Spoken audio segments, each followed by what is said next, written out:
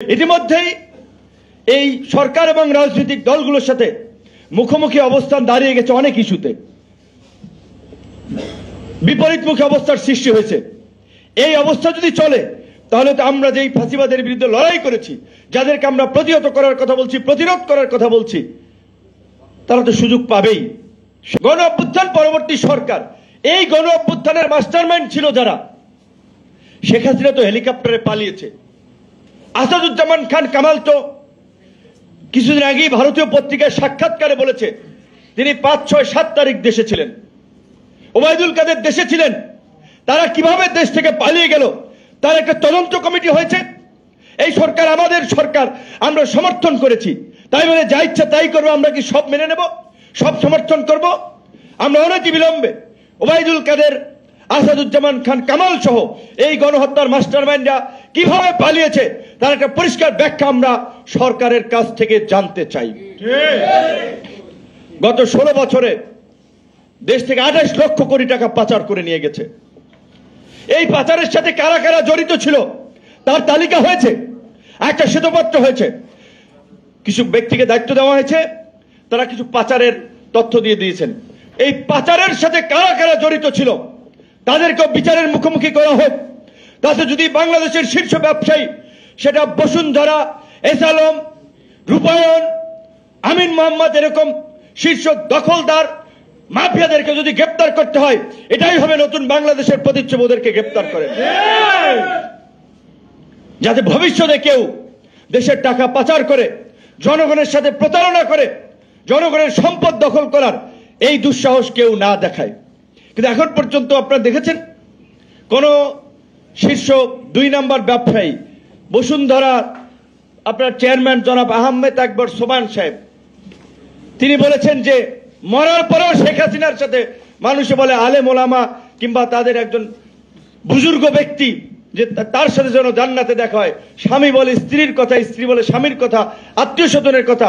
সোবান সাহেব বলেছিল শেখ হাসিনার সাথে মরার পরে দেখা করবে।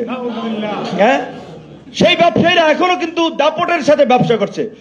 বাংলাদেশের খাদ্যপণ্য, তেল, আটা, চিনি, গম 5 থেকে 7টা কোম্পানি ইম্পোর্ট করে। এই যে দাম বেড়ে গেল, বাজারে সংকট, দাম বাড়ার পরে আবার স্বাভাবিক। এই যে যারা সিন্ডিকেটের সাথে জড়িত থাকলে 5 থেকে 7টা কোম্পানি খাদ্যের বাজারের সাথে জড়িত। একইভাবে আসেন পোলট্রি, একইভাবে আসেন কীটনাশক, একইভাবে আসেন সার। সমস্ত জায়গায় আওয়ামী লীগের 16 বছরে কিছু নির্দিষ্ট ব্যক্তি একটা সিন্ডিকেট করে এককভাবে ব্যবসা বাণিজ্য নিয়ন্ত্রণ করছে আর দাম বাড়িয়ে দিচ্ছে। সরকারের জায়গা থেকে তারা কিছু করতে পারছে না, অনেক জায়গায় ভুক্তভোগী হচ্ছে জনগণ। তাহলে এইভাবে যদি চলতে থাকে তাহলে যেই জনগণ রক্ত দিয়ে সংগ্রাম করে পরিবর্তন আনলো, সেই জনগণ তা আবার সরকারের বিরুদ্ধে দাঁড়াবে। দুঃখজনক হচ্ছে অভ্যুত্থানের পরে হয় বিপ্লবী সরকার। সিরিয়াতে দেখেছেন না, এইখানে বিপ্লব করেছে আমরা, ছাত্র যুবক তরুণরা।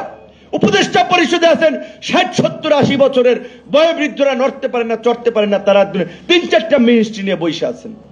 তাহলে বিপ্লবী স্পিডে সরকার চলবে কিভাবে? আমরা খুব হতাশ হয়েছি, খুব দেশ। আপনারা তো জানেন, অনেকে জানা, নূর ভাই বোধহয় সব জানে, সরকার গঠন করেছে নূর ভাইয়েরা। কোন রাজনৈতিক দল জানে না সরকার কিভাবে হয়েছে। বাস্তব কথা এইটা। বিএনপিকে 1 নম্বর দল, বড় দল এখন আওয়ামী লীগের পরে, তাদেরকে হয়তো বলা হয়েছে আপনারা কয়েকটা নাম দিয়েন, 4-5টা, হয়তো তাদের নাম থেকে 2 থেকে 3 জন নেওয়া হয়েছে। আর কোন দলের রেফারেন্স আমি আপনাকে বলতে পারি চ্যালেঞ্জ করে, কোন দলের রেফারেন্সে কাউকে নেওয়া হয় নাই।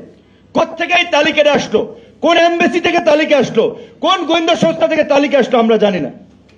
আমাদেরকে তালিকা করে দেখানো হয়েছে এই ব্যক্তিদেরকে নেওয়া হচ্ছে। আপনি সবকিছু রেডি করে নিয়ে এসেছেন, আমাদের স্বাক্ষর করেন, ঠিক আছে করেন, আপনারা ভালো মনে করে করছেন। দেখি ভালোভাবে যদি চালাইতেন দেশটা, তাহলে তো এই কোশ্চেনটা আজকে আসতো না। এই জন্য আমরা বলছি যে আমরা এই 24-এর গণহত্যা সহ ফাঁসিবাদের জমানার গুম, খুন, হত্যা, লুটপাটের আমরা বিচার চাই।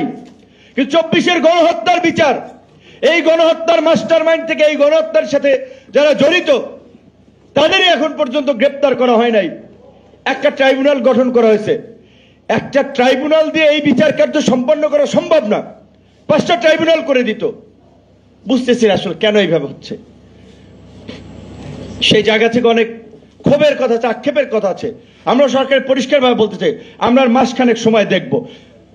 আমরা মনে করি যে বর্তমান যে অবস্থা, তাতে উপদেষ্টা পরিষদ পুনর্গঠন ছাড়া এই গণ অভ্যুত্থানের আকাঙ্ক্ষার বাস্তবায়ন সম্ভব নয়।